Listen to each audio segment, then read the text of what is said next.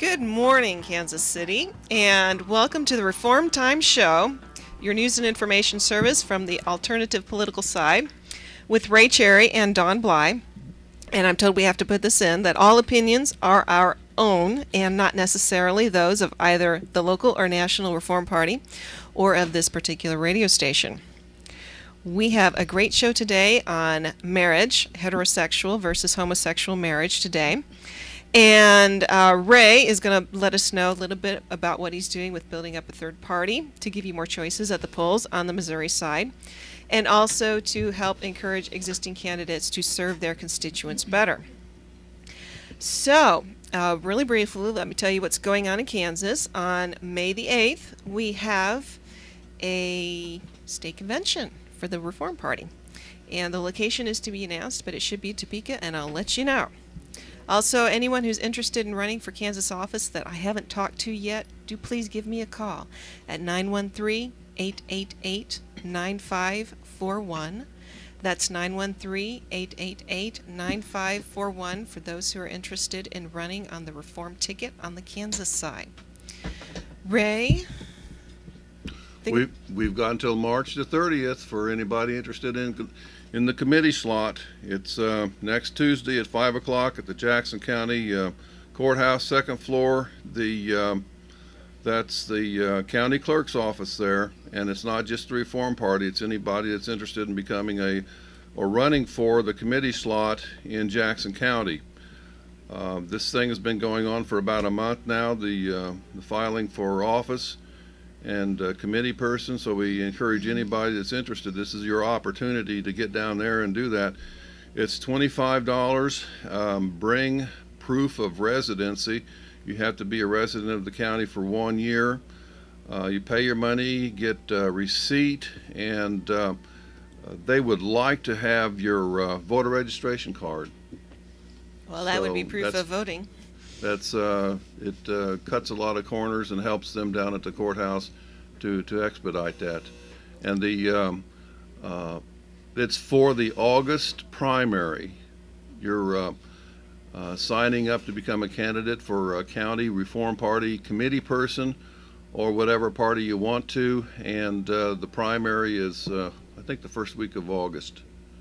So from that we can reform our county committee, update it, then go on to the state senatorial districts and reform the party and statewide and be set. Cool. Oh, just for those of you who are wondering why the music was changed at the beginning of the station, we were told that we'll have Bo Diddley back next week for you. Yes, and I do love Bo Diddley. We'll make you a happy camper, Ray. Well, let's get on into our topic of the day. Judy Smith is joining us today. Welcome. Thank you very much. Good to be here. We're glad to have you here. I understand you are with the Concerned Women for America Kansas chapter. That's right. I'm state director for Concerned Women for America of Kansas, and we've been involved in some issues that we're going to talk about today. Can you tell us briefly, I don't know if everybody is aware of what Concerned Women for America does. Can you just tell us a little bit? Yes, we're the largest public policy women's organization in the United States. We have over 500,000 members nationwide and over 5,000 members in Kansas. And basically we deal with several public policy issues. We actually have 6 core issues: sanctity of life, religious freedom, national sovereignty, pornography, education, and definition of the family. So we cover a lot of areas. As I said, we're a women's organization, and we are the women's organization that likes men. Well, that's good. Okay. Thank you. Now, just so everybody knows, I'm a Reform Party of Kansas member, and one of our platform positions in Kansas is that we support the institution of marriage as being between one man and one woman. And we know that Concerned Women for America, they do not endorse any political candidates, and they're not involved on that level. So I just wanted to make clear that you're here as a special expert guest. Yes, that's right. We just deal in policies and issues, and we are nonpartisan. So, and actually, this is a very nonpartisan issue, so it's very easy to talk about it in a nonpartisan way. Excellent. Well, before we get rocking into some discussion, we do have a tape from a former presidential candidate, Patrick Buchanan, which was given a few years ago, which, although it's been a few years, it's pretty timely in light of today's discussion. It was Bob called Jones homosexual University. rights. You know, in literature, they used to call it the love that dare not speak its name. But if you watch the talk shows all over America, it is the love that will not shut up.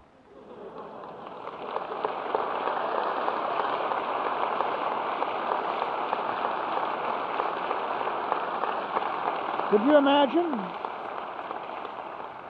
I've had them 1,000 times on Crossfire coming after me.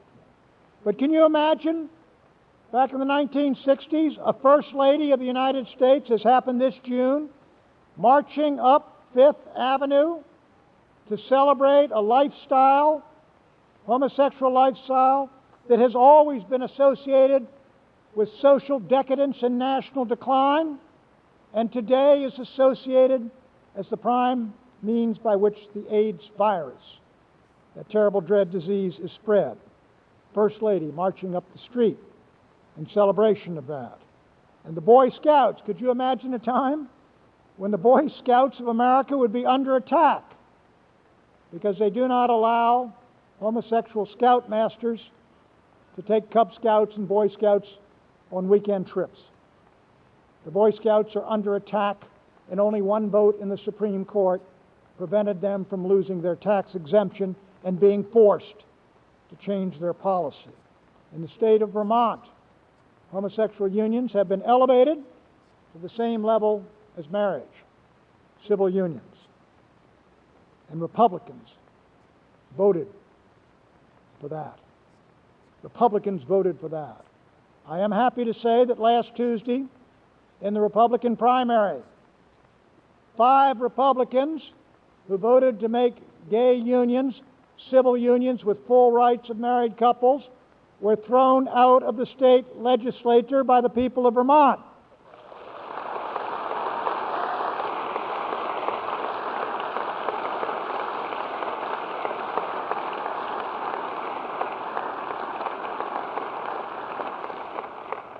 Put a pitchfork in them. They're done.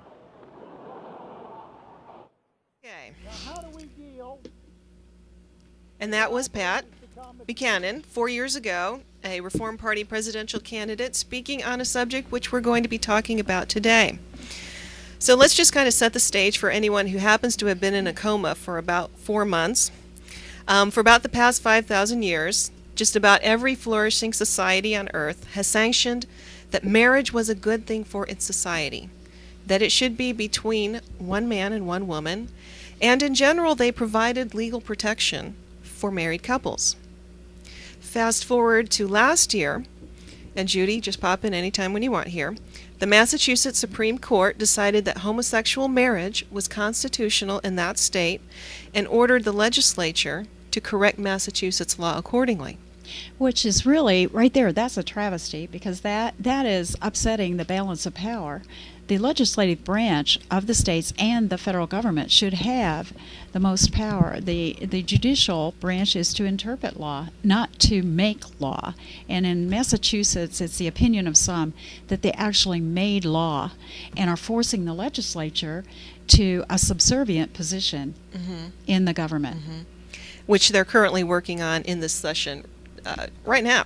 You know, how are we going to deal with this particular order from the judicial system in there? So then, in the past month or so, 2 civil officials, one in California and one in New York, despite state laws to the contrary, started issuing marriage licenses to gay couples. And these situations have sparked quite a controversy about overall whether homosexuals in the United States should be allowed to marry and be given the same social sanction and legal status that heterosexual married couples currently enjoy. Yes, you know, it's interesting what you said, the benefits and sanctions. We have heard a lot about the benefits and sanctions in Kansas, and it appears to me that that is what they're after. They want not only the right to marry, but they want everything else that goes with it. And in that process, they're more than willing to literally dilute the definition of marriage, which has been around, as you mentioned, for thousands and thousands of years and actually predates law. Okay. So what are the benefits of marriage that you're hearing promoted? Well, one of the things that they talk about is some of the marital benefits, the tax benefits, and it's been suggested that some people under civil unions or domestic partnerships or other arrangements would, for all intents and purposes, say that they are married. Two men, for instance, that are of the same sex, who would actually not even engage in sexual activity but would call themselves married for the sake of the benefits of marriage. And who's going to go into the bedroom to find out, if that has been actually consummated? So there's a lot of ramifications to this that no one is really thinking about. We're looking at it with our heart, perhaps, looking with compassion toward those who we love, maybe in our own families or whatever, and saying, oh, well, that's not going to bother my marriage, so let's just extend those benefits to them. But this goes far beyond that. It reaches into all of our laws. All of our laws will have to be changed because the foundation of our law concerning the family is the sanctity of marriage, as it's been recognized for centuries, thousands of years actually, as the union of one man and one woman with the government sanctioning that arrangement because it is good for society and it's good for children. So, well, I'm really glad you brought that up because I did spend a considerable amount of time this week cruising both gay and lesbian websites just to find out why exactly are they interested in getting this particular institution in this country. And one of them was, actually it was labeled as a bad argument, gay marriage will revolutionize society and that's good, which really comes in like three versions. One, heterosexuals have screwed up marriage and gays will do a better job. Do you have any comments on that? Yeah, we heard a lot about that on the Kansas floor, actually on Thursday. And it's just a ridiculous straw man argument, really. The institution of marriage is good. The fact that people don't keep their promises in modern times is what is wrong. And if government wants to be involved at all in marriage, in changing that or revolutionizing it, as you stated, they should be involved with helping people stay married, encouraging marriage as a benefit and a sanction of the state, and that.